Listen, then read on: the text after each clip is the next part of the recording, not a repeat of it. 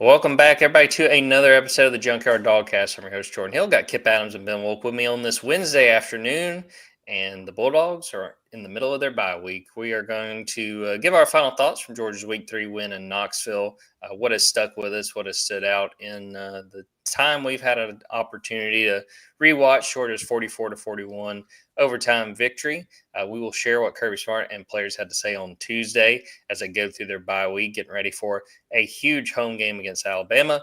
Talk generally about our thoughts on Georgia through 3 games, what needs improvement, what the focus should be during the bye week. Also talk kind of nationally, a couple of big jobs opened over the weekend, give some thoughts there, and talk about Georgia basketball as well. Had a chance to do some interviews on Monday. So stick around, watch this episode, subscribe to Dawgs247.com. If you're watching on YouTube, subscribe to Dawgs247. Should be a fun episode, and let's get it going.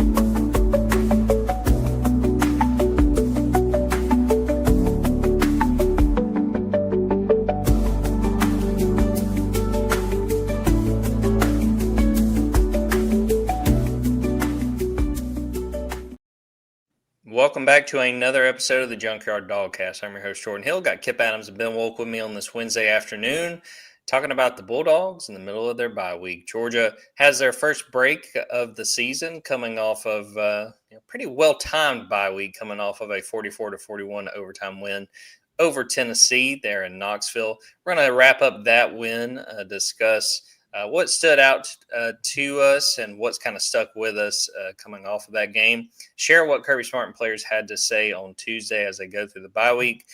Give our take and our perspective on this Georgia team through 3 games. Also talk a little bit about national level, coaching carousel, a couple jobs open, and we'll finish things off with Georgia basketball. But let's go back to that big win in Knoxville. We all tried our best to make sense of it in the instant reaction episode. Had talked to a few people that were like, hey, great episode. And I told them I hope we made sense, especially Ben and I there in the stadium, because it was a wild one. But we've had a few days removed from it now. Opportunities to rewatch the game, kind of focus in on how things played out. And I'll start with you, Kipp. What sort of stuck with you from that win in Knoxville? Anything in particular that you feel like diving into a couple days now removed from that big win? We haven't given Gunnar Stockton enough credit for how well he played in that situation. I don't think everyone's expectations were like, we're not even sure if Gunnar Stockton should be our starting quarterback, what the ceiling is. And then you go back and watch and you see that the right side of that offensive line was just making life hell for Gunnar from start to finish. Never mind the fact, again, looking back at Carson Beck's first road start at Auburn. Let's compare these 2 situations in similar environments and the caliber of play. I mean, the fact that Gunnar has now won just about every National Player of the Week award at the quarterback position. The fact that I'm texting Jordan about the fact that I'm pretty sure that Gunnar's the first Davey O'Brien quarterback of the week since Aaron Murray won it in 2013. Never mind the fact that it was the exact same score, Georgia beating LSU 44-41. I just think that the ceiling for this offense and this team has to be higher now. Regardless of all the question marks, he still had the fact that it went to overtime. I think what Gunnar brought to the table in that atmosphere, in that setting, has to raise everyone's, I mean, I don't want to use the word expectations, but just the possibility for what overall, looking over this overall season, what Georgia's offense can accomplish with Gunnar Stockton at quarterback. Yeah, I think that it was a proving ground is sort of the way I described it for Gunnar going into that game. And I mean, from the very first snap on offense, they let it rip, and he lived up to it. And, people were talking about that, maybe we're still not giving him enough credit for that ball placement on that third to London Humphreys, because it was a fantastic play. Could not have asked for any more from Gunnar, and well-deserved to get that honor. And, yeah, Kipp, you pointed out the 44-41 that being the score of that Georgia LSU game. I mean, just wild for it to have played out in the way it did. Ben, what about you? What sort of stuck with you from that win in Neyland Stadium? I think it's a lot like what Kipp said. Like the expectation, depending on how you interpret that phrasing, has to change when you see this. And I think the big reason for that is you've now seen Georgia play games where it's able to not play that well offensively and win. I understand it was Austin Peay and Marshall, but you've seen them control football games even when they're not playing perfectly offensively. You've now seen them not play great defensively and still find a way to win. And so this now, even more, though we're only 3 weeks into the year, I think you can look at Georgia reasonably and say, this is the type of team that can win a bunch of different games, depending on how it plays out and depending on what you need in the fourth quarter. And, I wrote about this a little bit after the game on Saturday, but you would think now Kirby Smart teams in general have built up enough of an identity over years that you can say this is a program that you're almost irresponsible to count them out of any game or any moment or any situation. They will always find a way. Is it always going to work out?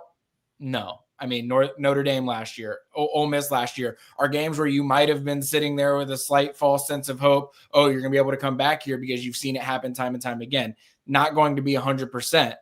But when you look at some of the games that Georgia's found ways to win, dating back to, the 2022 season really is when it's, Missouri and then Auburn and then, even before that, dating back to the Ohio State game in the Peach Bowl, like there are some just Georgia Tech last year. Now you throw Tennessee in here. There are some unthinkable wins that this program has had over so many years that I don't think you can say it's a this team identity thing. I don't think it's a this team identity thing. I think it is a this program identity thing where you're really going to have to knock Georgia out like Ole Miss did or like Notre Dame did in the Middle Eight last year to really have a chance to put this team away. And even when you look back at the Ole Miss game and the Notre Dame games last year, like Georgia had the ball in the second half where you're sitting there thinking, well, you get a score here, and they found a way to make stops to finally knock Georgia out. But you really got to do a lot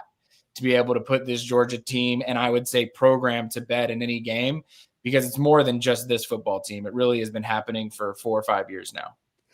Yeah, it's a good pull on that Missouri game in Columbia because it was as close as it could get. And if you guys will remember that game, Malachi Starks chases a guy down and tackles him on like the 1, winds up forcing a field goal, and that winds up mattering when Georgia winds up winning that game. Some of the things that stood out to me, Kipp hit on the offensive line. The right side really struggled. A lot of credit to Bo Hughley that came in the fourth quarter, and I thought he played really well. And if Bo Hughley's not in there on that 4th and 6, does Gunner have the time to make that throw? It's a fair question to ask. Elsewhere, the one thing I would say positively for that offensive line, and something that still kind of surprises me, no false starts. I mean, Tennessee had more false starts than Georgia. That's just incredible to me. And Tennessee had a couple of really crucial false starts. One even earlier in the game before the one on the final drive when they were getting ready to kick that field goal. So that was really impressive. Shout out to Dylan Bell. He had by far his best game of the season. Had a crucial block on that Zachariah Branch touchdown in the second quarter. But 2, on Georgia's final drive, there is a 3rd down that he catches. Makes a great move to get a little bit of space and converts on 3rd and 6. They might have been in a really tough spot there. Would have had to have gone for it, but to convert there was really big.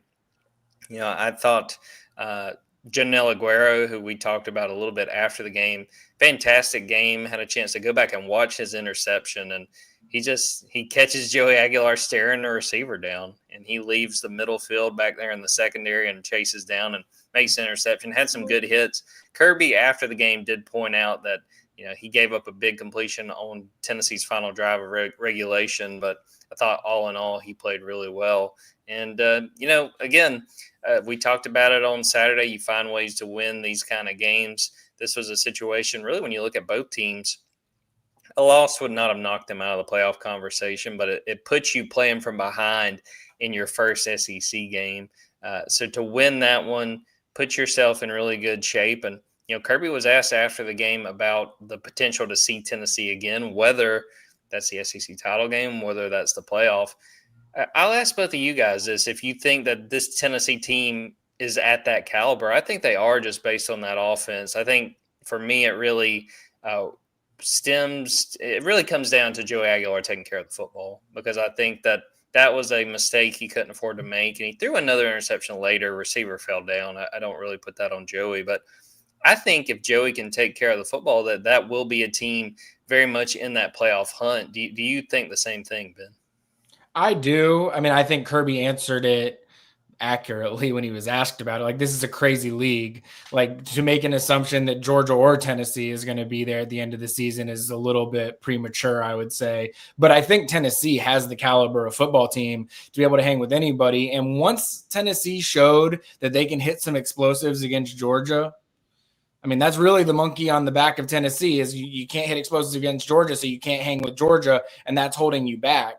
But, I mean, they've beaten Alabama 2 out of the last 3 years. Like, they've been able to get over the hump with a lot of other programs. It just hasn't been with Georgia. I think that even in a loss, it's not a moral victory thing that I'm saying here, but they proved to themselves and everyone else, like, all right, this is something that they're going to be able to repeat against just about anyone. So, yeah, I think Tennessee is going to be able to compete to make it to Atlanta. I mean, we talked about this after the SEC media days. What we found was the most surprising or interesting things. And I thought Tennessee being ranked 9th in the preseason was ridiculous. And that was coming from someone who didn't think that the Joey Aguilar experiment was going to work out the way that it did. I thought it was going to be a situation where Nico and Tennessee were both going to be sitting there with egg on their face saying, how did we let it get to this point?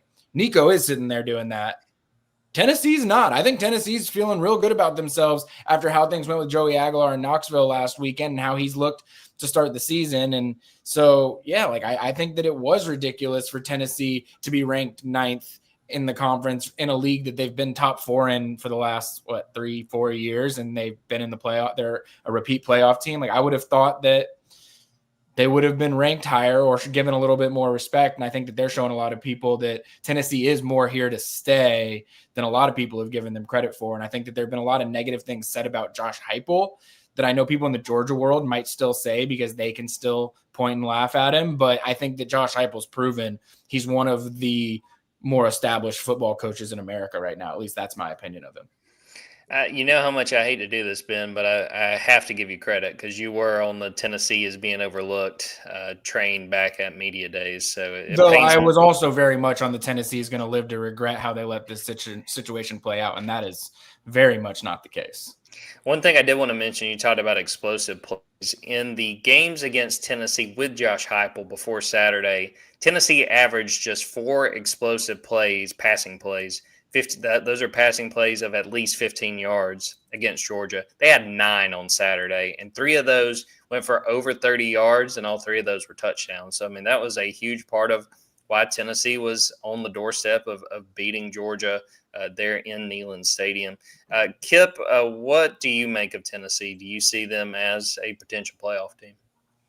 If they had the kicker they had against Alabama 3 years ago, if they had Chase McGrath and not poor Max Gilbert, everything I said about Gunnar Stockton, we'd be talking about with Joey Aguilar. He would have every one of these weekly awards.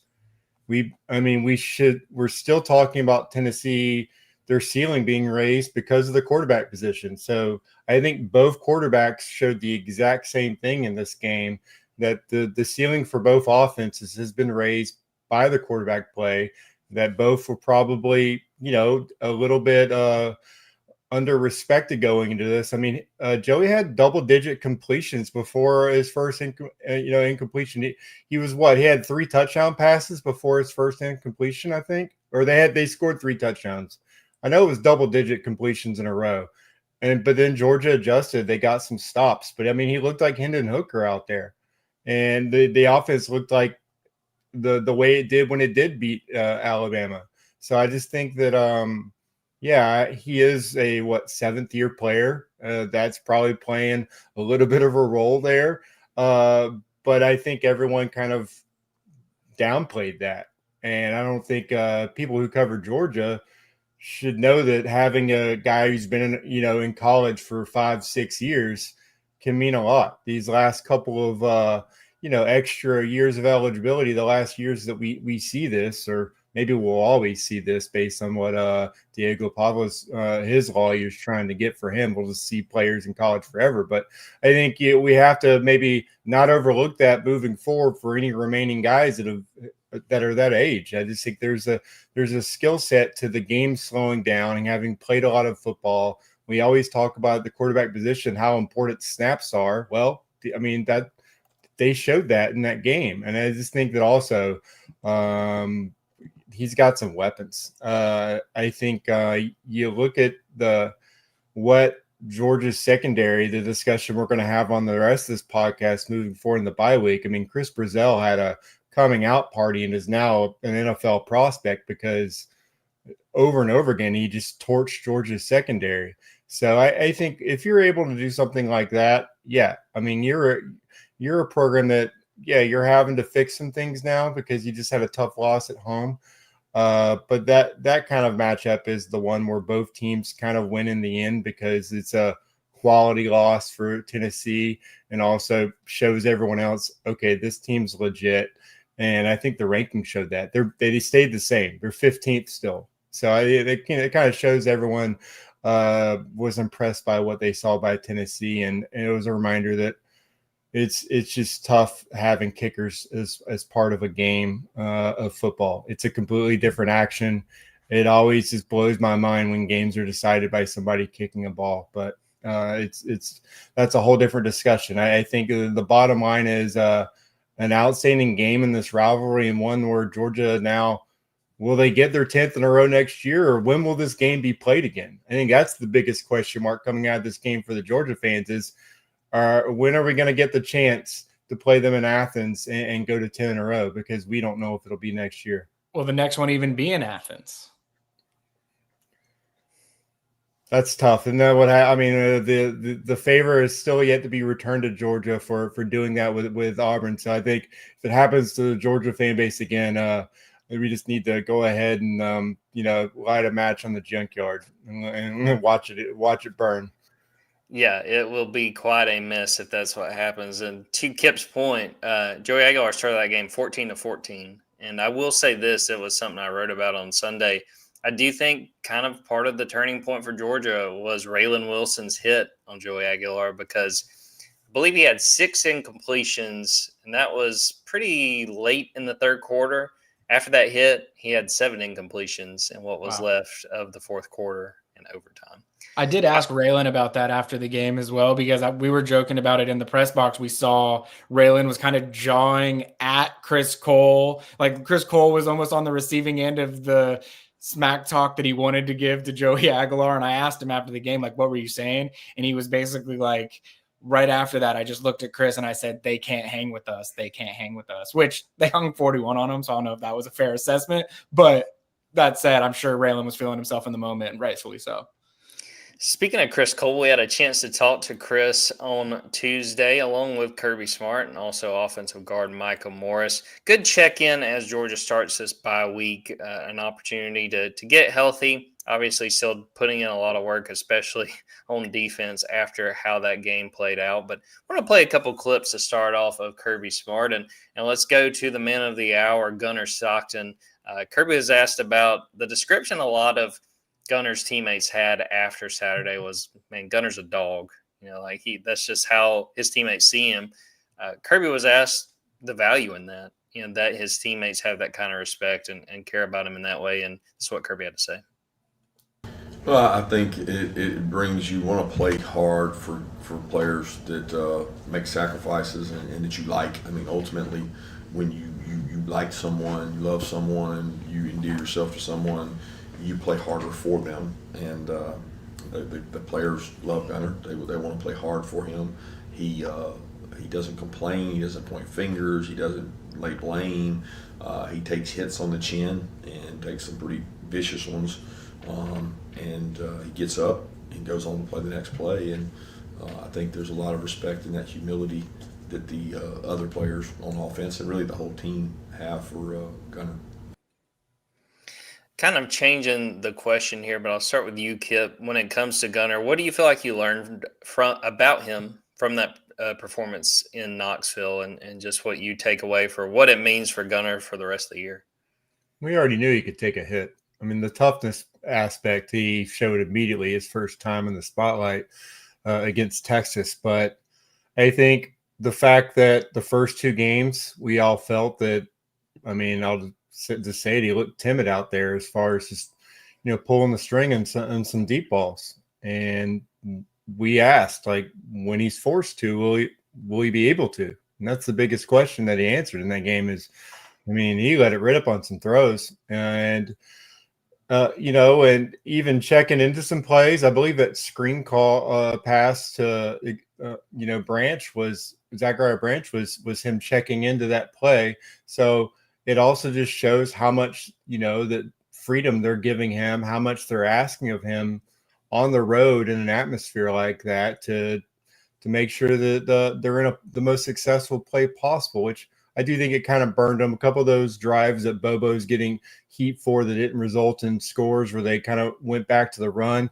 I think that was Gunner going back to the well a little bit too many times, but that's a learning experience for him. You take that in a game and an overall performance that you got from him, but the arm talent, the fact that we're not sitting here talking about his slow release time, lost Georgia a football game. There's the fact that we still can talk about room for improvement, like him stepping up in the pocket instead of, dropping back further and giving those edge rushers an easier path to him. There's still room for improvement, but you saw the upside. You saw the fact that he can make any throw he needs to, and he has command of the whole field. He used the tight ends a little bit. You could still use that a little bit more, but I think overall what we learned from Gunner Stockton is when he needs to make, the downfield throw, needs to stretch the field, that he's not only able to do that, but he's willing to do that over and over again, to help his team get back, if they're down 1 or 2 scores or, if Georgia's in a shootout again, he's capable of putting them in position to win tough football games. Yeah, it's hard to ask much more from Gunner than what he played, especially first SEC road start. But Ben, I want to kind of change the question for you. We saw what he did in Knoxville, obviously enough to help Georgia win, but what's something you're still looking for from Gunner? Maybe a step forward he needs to take or improvement you're watching for? First, you have to unmute, and then you can go.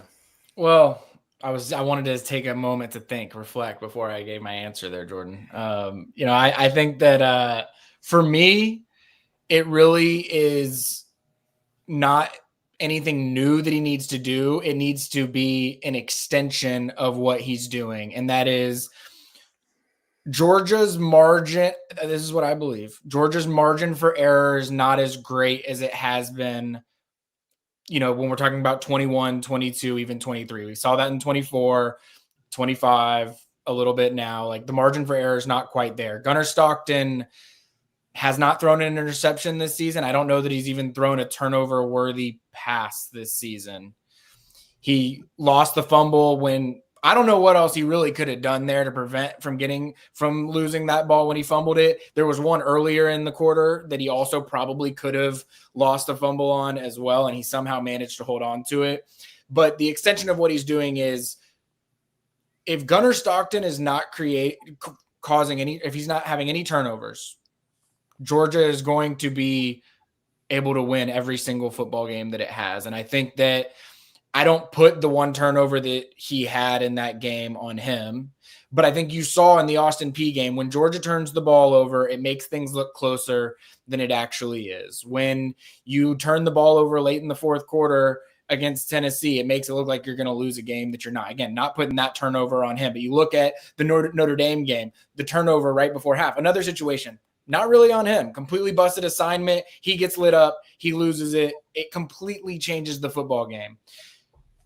I'm not sure if I said this stat on air or off air last week, but Georgia hasn't lost a game that it tied or won the turnover battle since the SEC championship game in 2018 against Alabama. I thought for a second there was a chance it was going to happen on Tennessee. I was tracking. I was like, there's a chance Georgia ties the turnover battle here, maybe even wins the turnover battle here and loses this game. There was a moment in that game where that was a possibility. As long as Gunner Stockton is reliable with the football, and he has been this whole season, I think that Georgia is going to be able to win any football game on its schedule. If Georgia starts losing the turnover battle here or there in this Alabama game or the Ole Miss game or the Texas game or on the road at Mississippi State or even against a Florida team that offensively they can't seem to figure anything out right now, but their defense has only given up 2 touchdowns this season, like you can't be turning the ball over in SEC play and expect to win as comfortably as Georgia is going to. He's done that so far this year. So I don't have any reason to think that he's not, but I think that he needs to make sure that he continues to do that all season long and everything will be just fine. There might be noise. The thing that he showed me most this week was that he just completely eliminated the outside noise. People were saying all sorts of ridiculous things that he knew to not be true, and he was ready to prove them wrong the second that he had the opportunity. He's going to be able to cancel out all noise. He's going to be able to make throws that he needs to be able to make. He's going to be able to do things in the running game that Mike Bobo is going to be asking him to do. If he's not turning the ball over, I think Georgia's going to be great on offense this season. No, it's a great point as far as how he's taking care of the football. The only thing I would really say as far as what you need to see further from him, sometimes a little bit timid in the pocket, because of what he perceives as pressure and maybe having a little bit more time. But again, first SEC road start, it's hard to really go further than kind of nitpicking some of the things he did. He had a great performance, and he's been rewarded for the great game he had. All right, some of the other stuff Kirby shared, asked about Dwight Phillips Jr. because he left, I think, in the third quarter, didn't come back. Kirby said he seems fine. He's been dealing with like a mid-foot injury. So I think him having the bye week, I expect he'll be back for that Alabama game next Saturday. I think that'll be big. I think that run game played such a big role for Georgia against Tennessee, and I think it will again against Alabama. He said Juan Gaston got a little banged up with an ankle during that Tennessee game. He actually came in for Dontrell Glover, who also got a little banged up. So based on what Kirby had to say, I don't think either of those are super extreme situations, but situations we will have to keep an eye on going into week 5. And Ernest Green, he said that Kirby said he was not at 100%, which I thought was obvious with how he played, and kind of an issue with endurance and stamina, trying to play as long as he could. Wound up leaving in the second quarter and did not come back. So on the whole, coming out of that first SEC game, I think Georgia's in pretty solid shape as far as injuries go, but we will have to follow that offensive line and what they do there, and kind of jump into that with another clip from Kirby talking about right tackle, the questions there with Ernest Green not 100%. I don't know. With Ernest, we took some time there in the Austin Peay to try to get him better and do some things with him rehab wise and try to get him back. He certainly was not 100% and tried to go out there and go and give us all he could. And I think his endurance and the stamina part was hard in that kind of game to go out there and just jump back in and play. And then, continue to work on it and try to figure out what the best lineup is for everybody. Now, guys, I'm going to go ahead and play Kirby talking about the secondary as well, his takeaways, because kind of a question that ties what Kirby had to share there along with his thoughts on the secondary. So let's hear Kirby on the secondary.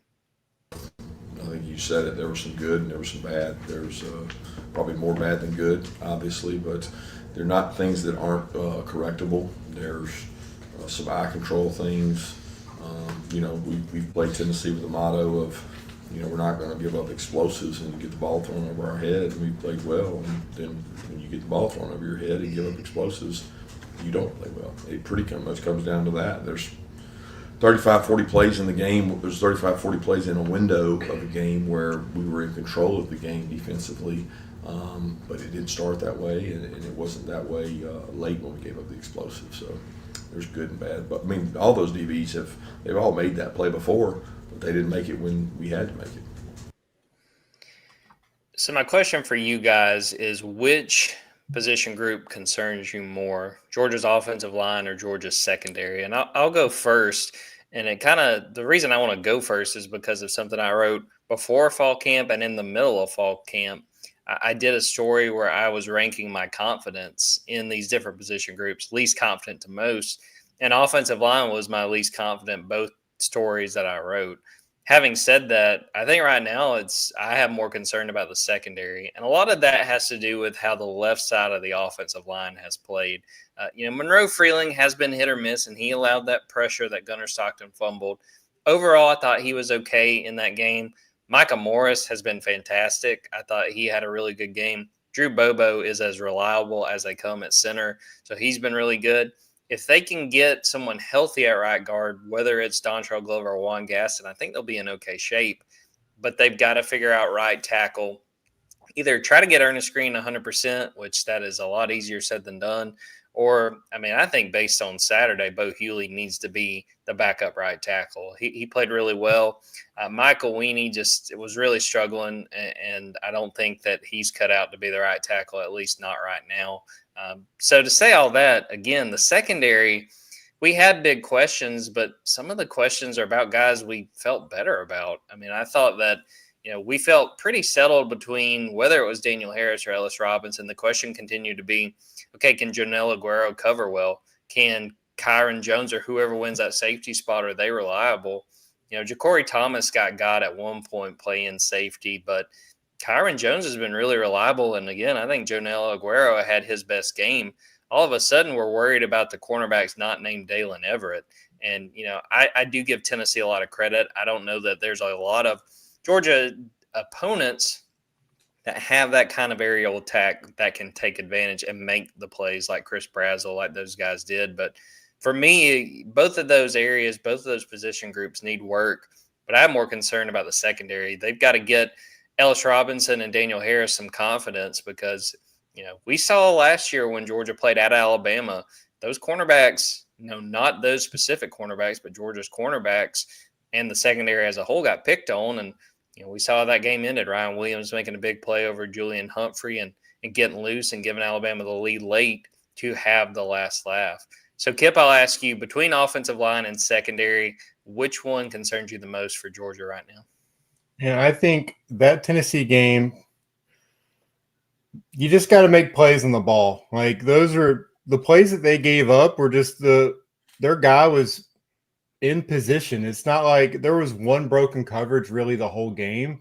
They had a chance to make a play on the ball, and you just got to go up and make that play. So from a talent and, caliber of play standpoint, I'm not really worried about the secondary, and they played so much zone. We're talking about the Bama game looking forward. They're going to be playing man in that game. It's going to be a completely different pace in that game. So I do look for improved play, and I still have,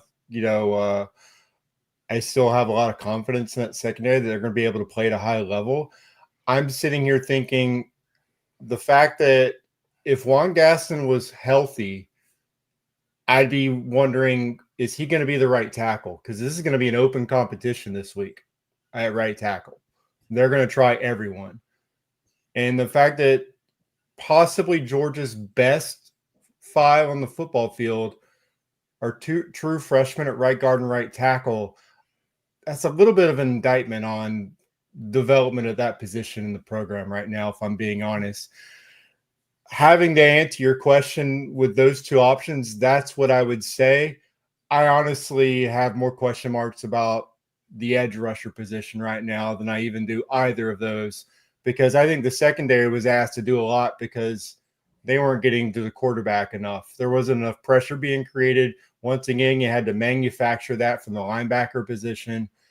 You got to get more from the edge rusher position. And we talked about that all offseason. That was the biggest question mark going in maybe into the season, other than we don't know what they have at quarterback yet, was are they going to be able to get enough pressure at that position while having to go back to the linebacker well and utilize the most talented room on the roster to do things other than what they're normally playing at inside linebacker. And it's so far through 3 games, the response is we got to use our inside linebackers to get pressure. So that's where my concern would be, and I think that trickles down to your secondary. But I hate the fact that you got multiple true freshmen at a program like Georgia that you're asking to start. I mean, it's a credit to them as players, but at the same time, you got to have upperclassmen developing and getting prepared for a situation like this. And that kind of makes me think, is this the result of the transfer portal? If a guy's not starting, he just leaves. Now you can't develop anybody. You can't have third and fourth and fifth year players coming in to start like you normally did. And I think that's probably the part of the roster building where Kirby Smart's the most frustrated, because he knows on the line of scrimmage, those are the ones that take the longest and you need to be the most patient with. And yet you're losing guys to the transfer portal. And we'll probably be talking about right tackle as Georgia's number one transfer portal position this offseason as well. Yeah, I want to shout out Steve Self on Facebook, who said we need more pressure on the QB. It would help the defense back seven. We may need to blitz from the back seven. And yeah, Chris Cole talked about that on Tuesday as well, saying, it's on the entire defense. We can't give that quarterback a lot of time back there to pick apart the defense. So it's a fair point with edge. And, there was some discussion about outside linebacker on Tuesday. And yeah, I think it's a position, to me, I don't think anyone's really flashed so far. I think Q Johnson's probably your best player there, but, seeing some of him, some of Chris Jones, some, Elo Mendoza, but none of those guys have really made a ton of plays out there, and it would help the entire defense to see that happen. Ben, between offensive line and secondary, which one concerns you the most? And if you want to go like Kipp did and say edge rusher beats both of them, by all means. Well, I agree with a lot of what both of you all said on both sides.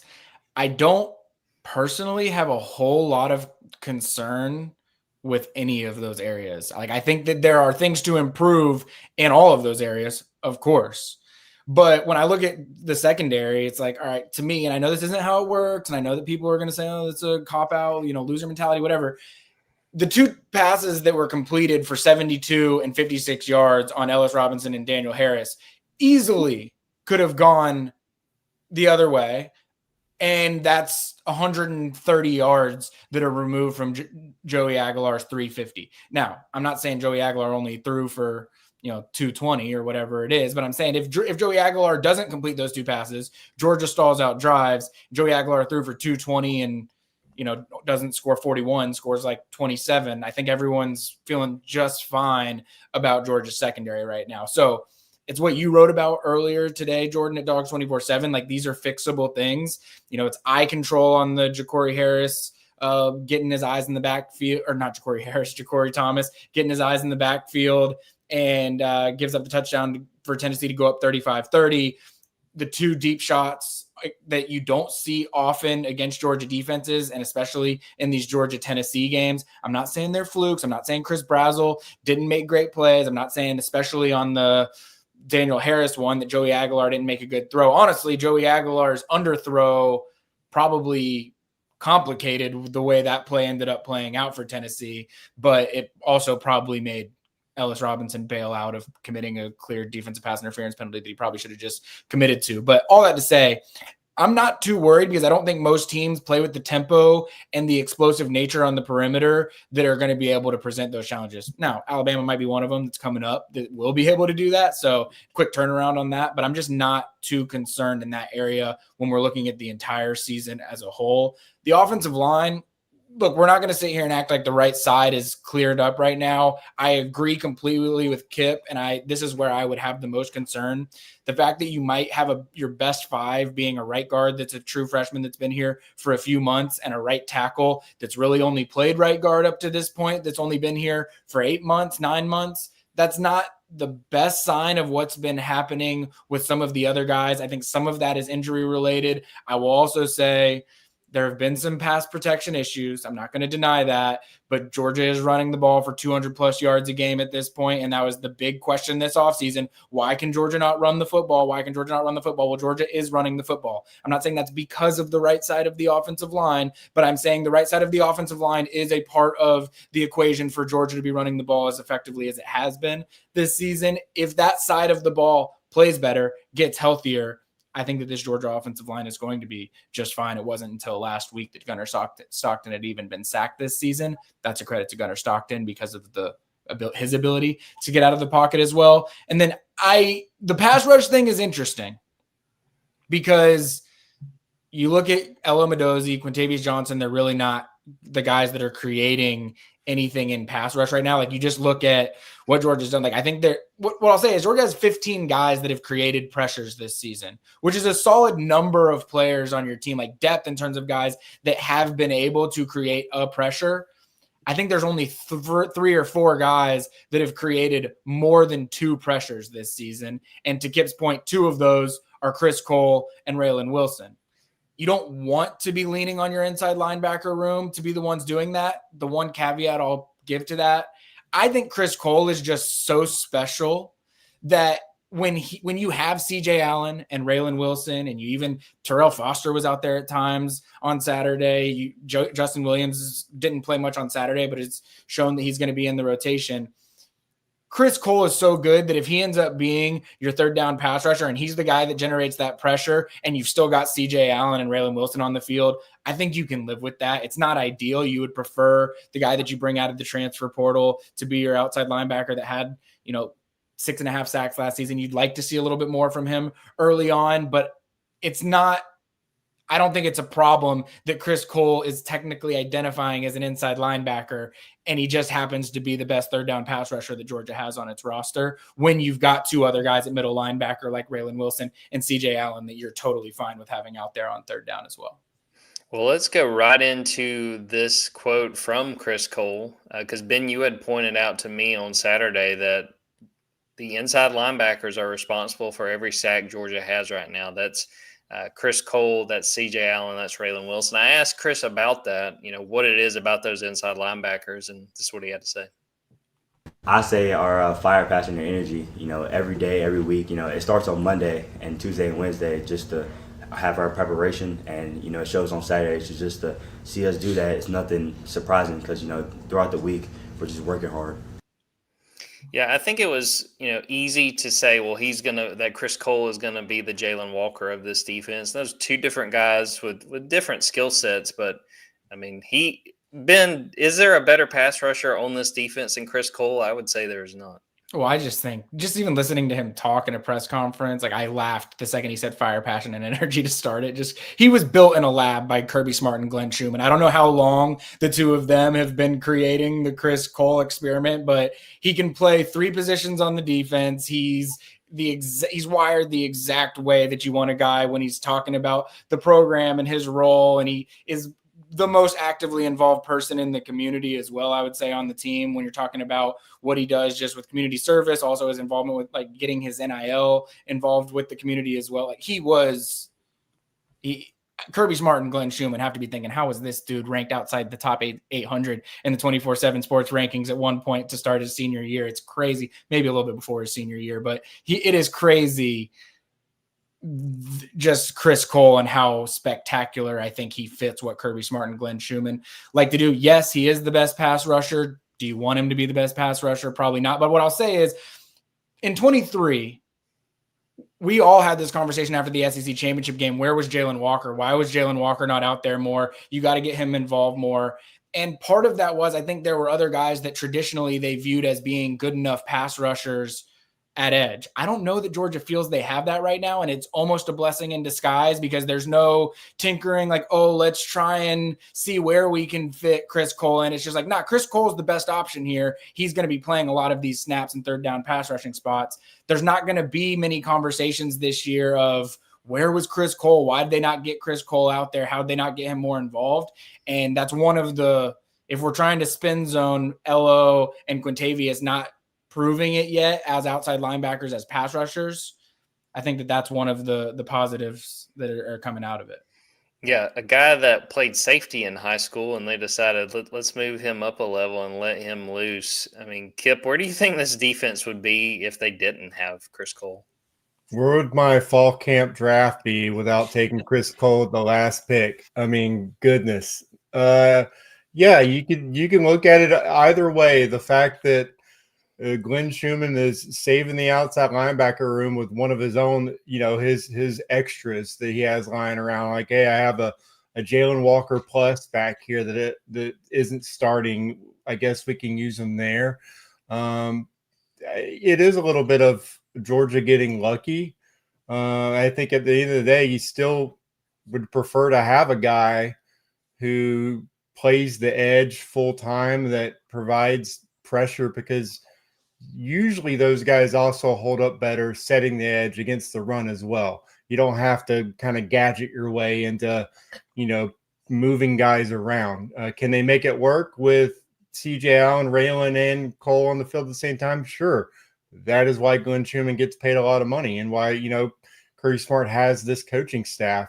I still don't think it's ideal. And I think long term, you got to find someone on your roster, even if it's, one of your freshmen down the road. You got to try to get your guys prepared to where you can have a traditional edge out there, because teams are going to take advantage of that at some point. They're going to line up and say, all right, we're going to run the ball, prove you could stop it. And I think that will test having a guy like Chris Cole out there on early downs a little bit more. But for right now, sure, it's outstanding. And yeah, we can't argue with him both ways. We can't get mad at him for not using Jalen and being like, okay, you're using Chris Cole too much.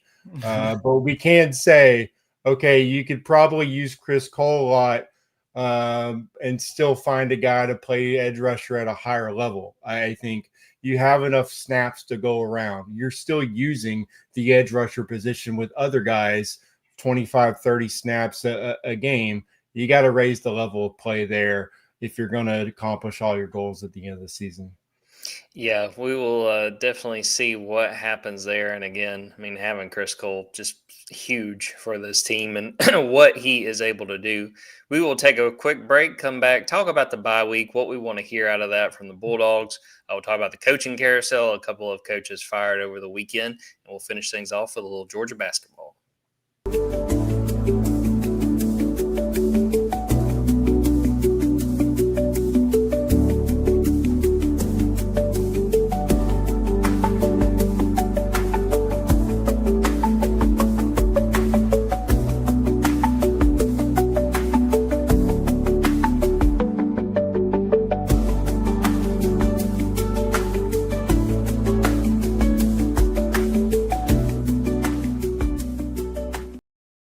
All right, guys, Georgia is working through its first bye week of the season. It will have another one before that Florida game. That bye week will be in late October. So there will be plenty to clean up, obviously, especially after how that game at Tennessee played out. But I'll start with you, Ben. If there's one thing that you hear out of this bye week that Georgia feels like it accomplished, that it took strides toward, what would you want it to be? I think it's something we've sort of talked about already, but get Juan Gaston healthy, man. I think you need Juan Gaston as healthy as possible. I think that there is no question, whether it's right guard or right tackle, he's the best right side of your offensive line that you've got right now. And he is just physically freakish compared to everyone else. And so to me, find a way to get him healthy. I think the same can be said for Ernest Green. It sounds like Donnie Glover might've gotten banged up a little bit. I want to give that side of the line a little bit of grace because there was so much uncertainty and they are all so new and they did have to play 95 offensive snaps. So, credit to Drew Bobo and Micah Morris and Monroe Freeling. The fact that they played 95 snaps in a game like that is really unheard of. And you can't expect guys that haven't played enough SEC football, I don't think, to be able to do that the way that they were asking. Not so much on Ernest Green's side, but he's been banged up. But Donnie Glover, Juan Gaston, Michael Uni, they just haven't played enough football to be playing 95 snaps against an SEC team and not be getting exposed a little bit, not be losing some of their conditioning here and there. So I want to give them a little bit of grace because Georgia's not going to be playing 95 snap football games very often this season. But you got to get Juan Gaston healthy because I think whether it's at right guard or whether it's at right tackle, he solves so many problems that Georgia will have over on that side. Yeah, I think that's a great pick. And Micah Morris was asked, have you ever played 95 snaps before? And he said, I might have played 80 in high school, but that was a different level. And he was asked between himself, Monroe, Drew, who was the most tired? And he said, it was me. I was the most tired out of that one. So they deserve a lot of credit because, again, with the questions that on the right side of the line, man, if those guys are having a bad day, then we probably are talking about Georgia having lost that game. I'll ask the same question to you, Kipp. If there's one thing you learn out of this bye week or that you hear that Georgia feels like it accomplished, that it took a step toward, what would you want it to be? That they're healthy. basically what Ben said, because you know that Kirby Smart's ramping up the physicality right now. He knows who he's playing next. He knows the key to that game is winning at the line of scrimmage. I mean, there's going to be the DB battles. They're going to get tested there, sure. But again, like I said, if you are pressuring the quarterback and protecting your quarterback, I think good things will happen. And especially with Georgia's emphasis on the run game, you're going to need your offensive line healthy. And that includes all the guys you named. I think Bo Hewley actually, stringing together, stacking good days is equally as important, because while he did come in and provide them the protection they needed at the end of the game, he's still been inconsistent in the run game. That everyone's asking, why isn't Bo Hewley playing more? Well, that's your answer, because he had bad snaps too, some really bad snaps. And he only played 15. And so again, that is, I'm talking about throughout the course of a season, but definitely in that game as well. The reason why he's not out there more is because he hasn't stacked together better practices and he hasn't given them what they need in the run game. And so I just think that's kind of where you got to go into this week. You can't hold back. Bloody Tuesday still has to be Bloody Tuesday. You still have to be as physical as possible, but knowing you're banged up, it's kind of like you got to find that middle ground where you're trying to, sharpen the iron and not having to go to guys who haven't played the first three games, because goodness, they have another injury or two, and we're going to be, seeing some new lines out there. And I think you might have you guys, wishing for the offensive line play you had against Tennessee. So that's kind of where Kirby's always trying to push the envelope, knowing that, hey, it is risky what he does in practice and what he asks of his guys. But these are the kind of games, the reasons you do that for is because that could be what gives you the edge when you're facing another equally talented opponent like Alabama. You guys hit the nail on the head. I mean, as far as getting healthy, and Juan Gaston's one of the top picks that Ben pointed out. I'll say this too, Dwight Phillips Jr. I think that this run game, when he's available, I think he takes it to another level. But it's been a question really since Dwight Phillips Jr. got to Georgia. Can he stay healthy? Can he sustain hits? And on Saturday, he took a big hit and he didn't come back. So try to get him healthy. He's dealing with a midfoot, as I mentioned, Kirby said on Tuesday. If they can get him back for Alabama, I would feel a lot better about Georgia's chances, because as much as Gunnar Stockton matters, as much as they're going to throw the football, those grinded out drives, especially if this game is close, can be the difference in winning and losing. And I liked what Nate Frazier showed against Tennessee, and I think he's still your lead back. But you have Dwight Phillips Jr. I mean, Ben and I have talked about this during games. There's been a couple runs where you're like, oh, if he just has like one more, he's got a little more space, he may take it. He's got that big playability. I think Georgia's going to need that against Alabama. All right, switching gears real quick, coaching carousel check-in. A little surprised that we are doing this early in the season, but 2 firings over the weekend.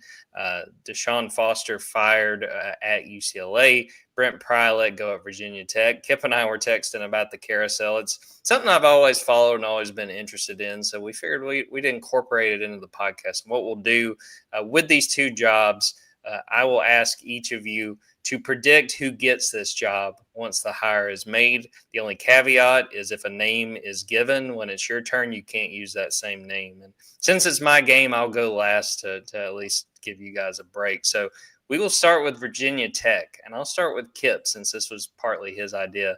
All right, who winds up getting this Virginia Tech job?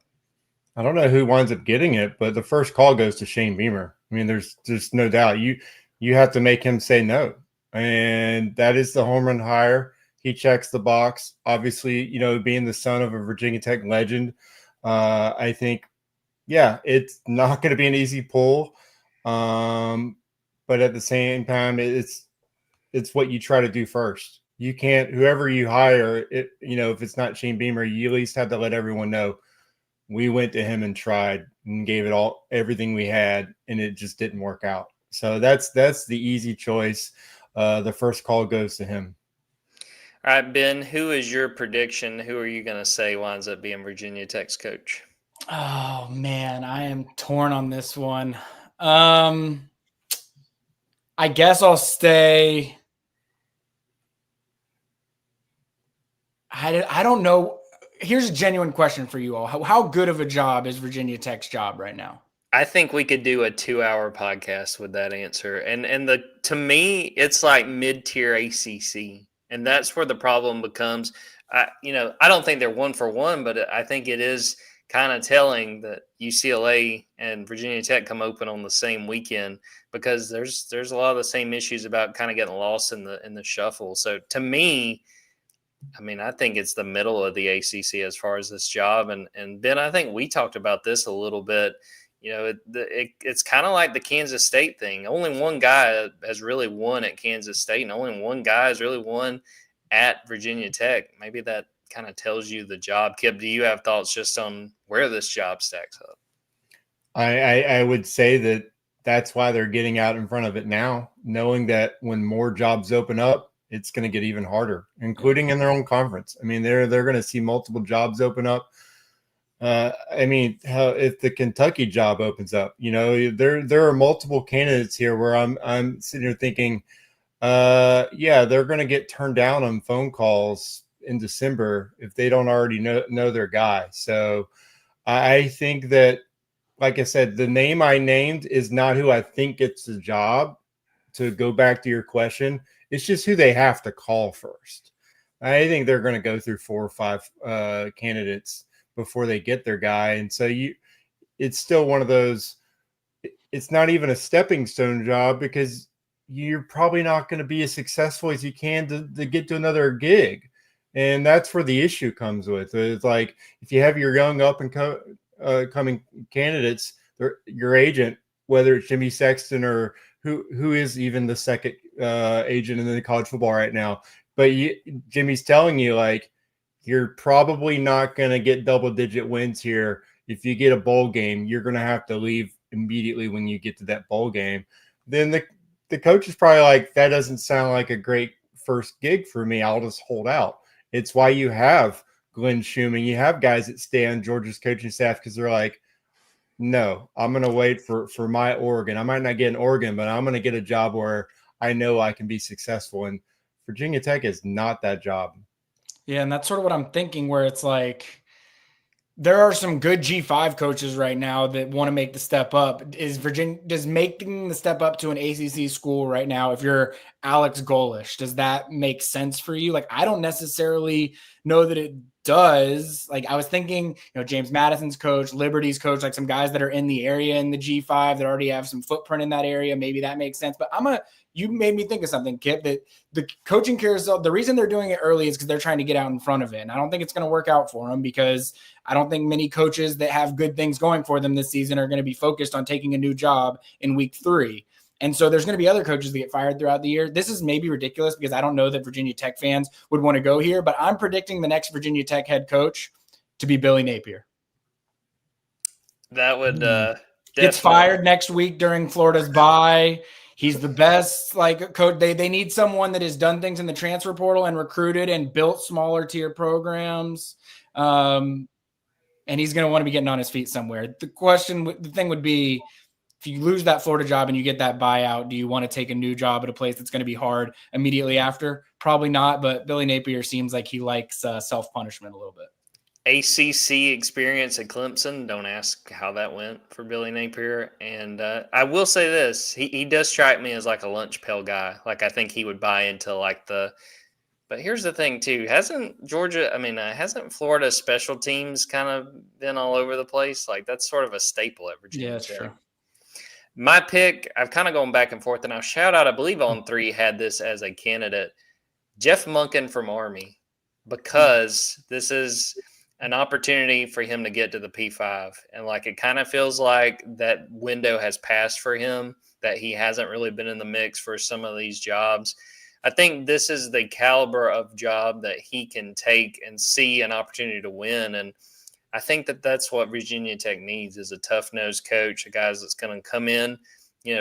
I don't know exactly what style of play they would run. If you remember, a couple of years ago, Army kind of changed their offense and the results were not great and they kind of moved back. But I think that Jeff's a really good coach. I think he deserves an opportunity. And kind of the biggest thing with that prediction, they're going to be told no a few times. I mean, Bob Chesney from James Madison is one of the best candidates to me. And if I'm him, I probably do not take that job and wait on something better than that.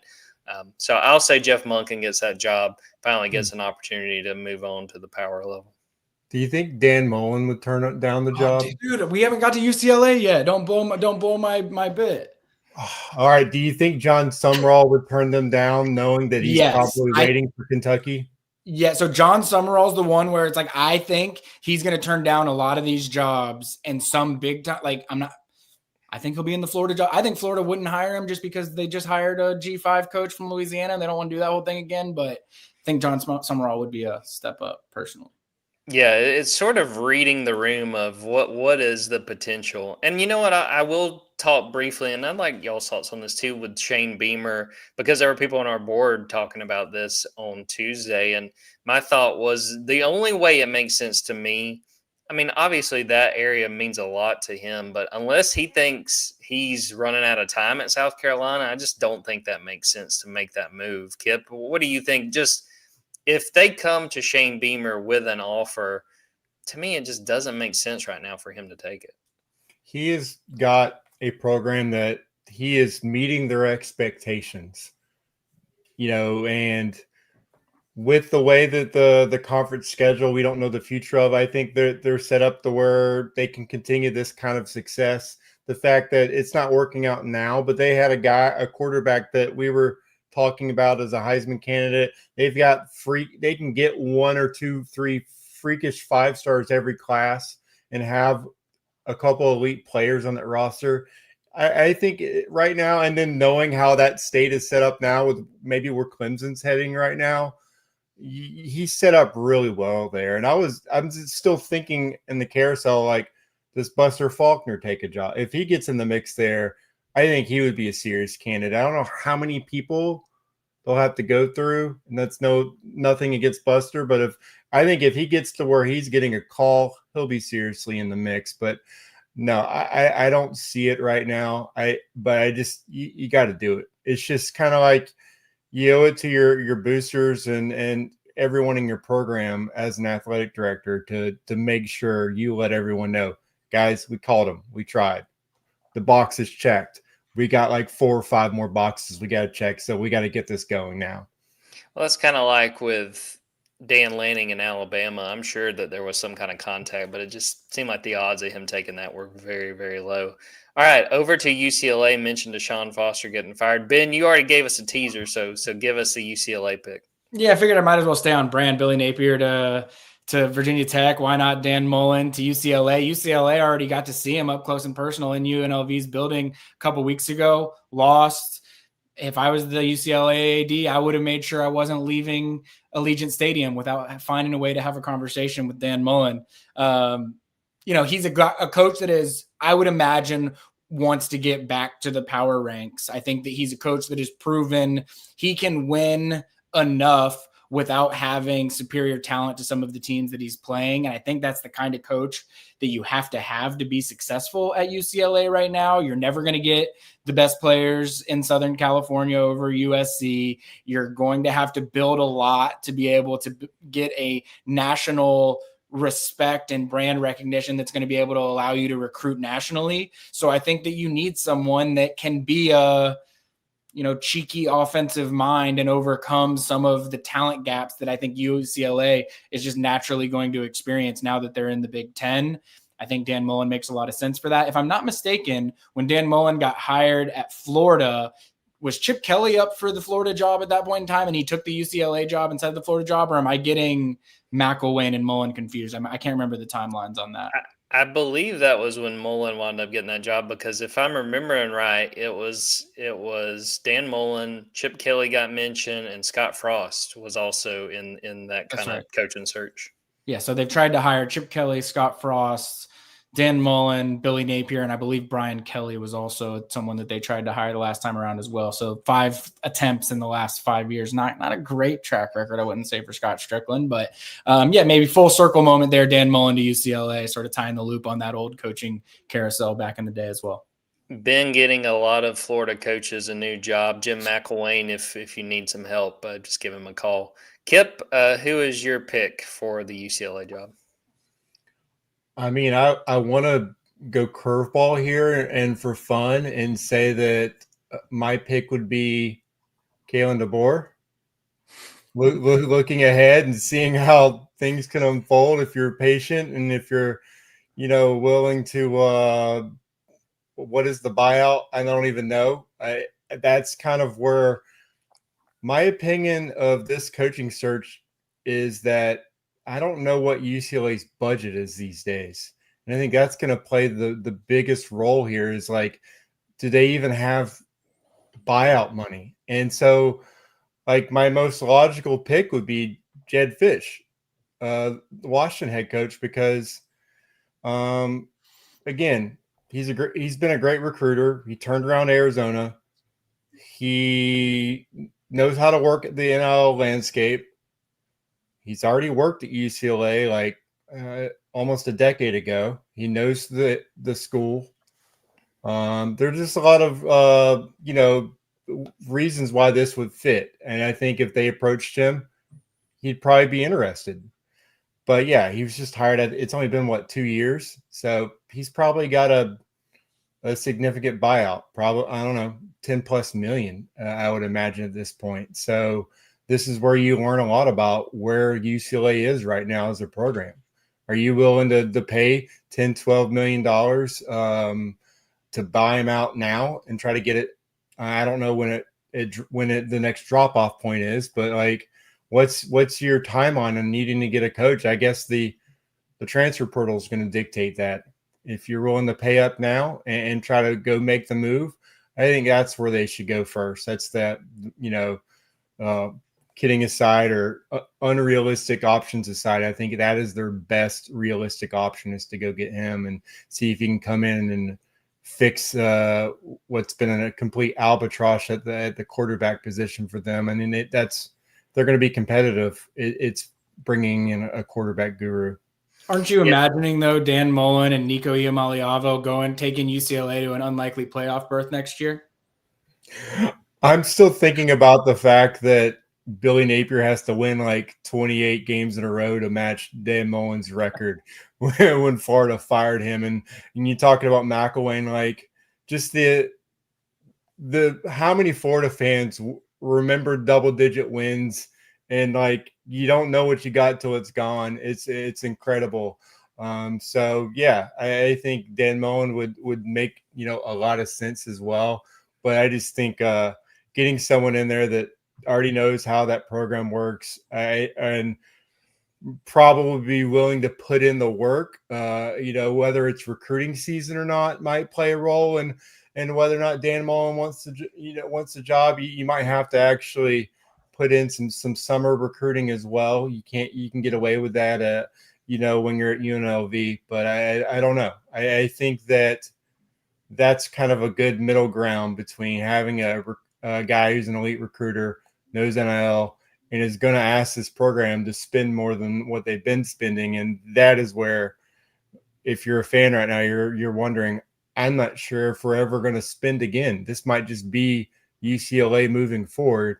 This coaching search is going to answer that question for all of us, I think. I'll say for my pick, just to start, I mean, Deshaun Foster was put in a no-win situation. Chip Kelly left in February, and he had actually left the staff to go join the Raiders staff, and they convinced him, hey, a Bruin alum, come back and be the head coach, and it just didn't work out. So he's a guy I'm rooting for going forward because he was put in a tough situation and did not work out. My pick, hey, I'll shout out Justin Ferguson from the Auburn Observer because he threw this name out there, and I had not considered, and I like this pick, and this is who I'm going with, Dave Aranda at Baylor, because I think whatever UCLA does, they went from hiring an assistant with no head coaching experience. I think they're going to try really hard to get a sitting head coach. You got to find a coach, to me, for the UCLA job if you want to hire a sitting head coach, you either got to get a G5 guy that, his results are respectable but don't just really stand out. Like a guy like John Summerall is not taking this job. Or you go get a coach that is at a P5 and it's going okay but not great. Like you could see a fresh start being in the mix. And Dave Aranda, 33-31 at Baylor, had some good seasons, but really their defenses have just not lived up to his background and his track record. I mean, he had some fantastic defenses at LSU and Wisconsin. He's from California. He got his coaching start at a high school out there and also coached at Cal Lutheran where he played college football. So Dave Aranda to me is kind of like a few years ago when Scott Satterfield left Louisville and went to Cincinnati. It's like this is a guy that if he stays at Baylor, maybe he gets one more year. It's not going great. I think a reset makes a lot of sense. And I think, too, his style of defense, just imagine what he's been up against playing Big 12 teams every week. I think that his style of defense fits better in the Big 10. I think that hire not only makes a lot of sense and can be successful, but kind of going back to the conversation Kipp was just having, I think it tells everybody around the UCLA program we're serious about the football program and we want to get this thing back on track. I like that. I had considered Aranda for the Virginia Tech pick. Yeah, he makes a lot of sense to me as a guy that might make a move this offseason. All right, Georgia men's basketball minute. Before we get out of here, we had a chance to talk to Mike White, Dylan James, and Blue Kane on Monday as the Bulldogs close in on the official start of preseason practice. That'll be next Monday. Good intel from Mike White and the players. I would encourage you all to go check out the story I wrote as they get ready for this season. Thought it was really interesting. They've added the new NCAA tournament banner to the practice facility, but maybe more importantly, Blue King pointed out that they've created a little bit of space beside it, a little bit of inspiration to go make it back to the tournament. Good intel on what this team is going to look like. Mike White said he thinks that they're going to play with a faster tempo. He expects it to be a better shooting team than last year. Big question just based on the conversation is going to be how this team rebounds and what they're able to do. So won't be long before they are playing exhibitions against Troy. The one I think a lot of Georgia fans and definitely Georgia basketball fans want to see is Georgia State. See how they play against Jonas Hayes and those guys before they start the season. So basketball season will be here before too long. It's always fun kind of doing the juggling between the two seasons and what they're able to do. But just based on the conversations we heard Monday, I think this team is confident. They want to go out there and show it. And this next month will be very important for getting the chemistry down and getting ready for what we know is going to be a super tough 25-26 schedule. All right, we will wrap up the episode right there. I appreciate Kipp and Ben for popping on. Thanks to everyone who watched this live, everyone who is watching or listening to it after the fact. Please go to Dawgs 24/7 and subscribe. Bye week, getting ready for Alabama next week. And I'll shout out and tease a little bit. Ben Wolk's got some big stuff planned for Alabama week, I think. Ben, do you want to share anything? Let the listeners know what we got coming? Well, it's been a while since we've done a recruiting show. Of course, it's going to be a really, really big recruiting weekend. So we're going to do an episode next week that just talks about who you should be expecting. And then I wanted you, because it's been a while, I wanted to have two big 2026 class member interviews. So I'll have one player on the offensive side of the ball that I think folks are going to be really pumped about hearing from, special player and special guy. Same can be said for the guy on the defensive side of the ball that we'll have as well. So should be a fun show that we'll have next week. Not sure exactly what day we're going to do that, leaning more towards doing it early in the week before we get into game stuff so that you'll have a podcast at the beginning of the week to listen to before, we have Kirby's press conferences and we do those podcasts later in the week. But we'll update you as we get that taken care of. Go subscribe to our YouTube, Dawgs 24/7. Go subscribe to our TikTok. Lots of good content there. And it might be the bye week, but we got a lot of stuff going on, and we hope you guys will tune in. I meant to say this before we got out of here. So, Kipp, 5 words or less, Falcons 22-6 on Sunday night. Are they legit? Definitely legit. We got that pass rush back, baby. Let's go. I mean, can't wait to see them taking down Bryce Young at least 5-6 times again. I mean, I prayed for days like this that we had against the Vikings. It was incredible to watch. I couldn't believe it. I didn't believe it while I was watching it. And so if that's the peak of our season, so be it. You can't take that away from me. It probably will be the peak of the season. We're going to end it right there. For Kipp Adams and Ben Wolk, I'm Jordan Hill. Until next time, take care, everybody.